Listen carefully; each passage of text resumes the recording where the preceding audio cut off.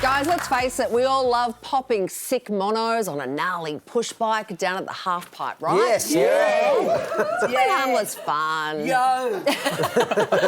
But when young riders hit the footpaths using electrified bikes with mega fat tyres, is it only a matter of time before someone is seriously hurt?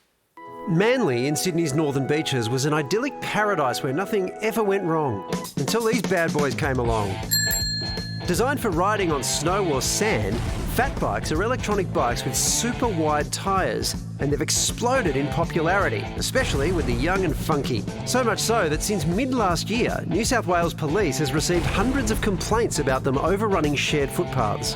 They're everywhere. They've become extremely dangerous. Don't like them at all. So you might have 5, 6 in a pack. They're constantly weaving in and out. Turning back, laughing with their friends, no helmets on. They go in and out from the main road to the footpath, to the road, to the footpath. The young kids who don't have a licence, don't know what they're doing. Quite scary when you're out here walking. Also tightening local sphincters is the illegal trend of removing the bike's throttle to increase the top speed from 25 to more than 40 k's per hour. It's definitely too fast. Riding at 40 kilometres an hour, they're doing 40, 50 kilometres an hour. I worry for my children's safety constantly. In New South Wales, children younger than 16 are allowed to ride on the footpath. And with a fleet of fancy new fatties out there, locals are worried the $3,000 to $5,000 rides could one day cause injury or death. They're feeling generally unsafe because of the speed of which they're going and also the fact that they're not always aware of their surroundings. Because so many of the people on these e-bikes now are of a young age, they haven't had that chance to get any road sense yet. Over the past year, local police issued 244 cautions for both e-bike and e-scooter related offences, such as not wearing helmets or riding on the footpath. And while police can't charge children under 16 with an offence, they can issue a warning or caution them in front of their disappointed parents. Anyway, to keep people safe, the Northern Beaches Council this week launched the Know the E-Bike Code safety campaign, the first of its kind in Australia. Before you take your next ride, get to know the e-bike code. Slow down to walking pace when others are on the path. Ring your bell and call left or right to let others know you're approaching. On your right. And be ready for sudden changes around you.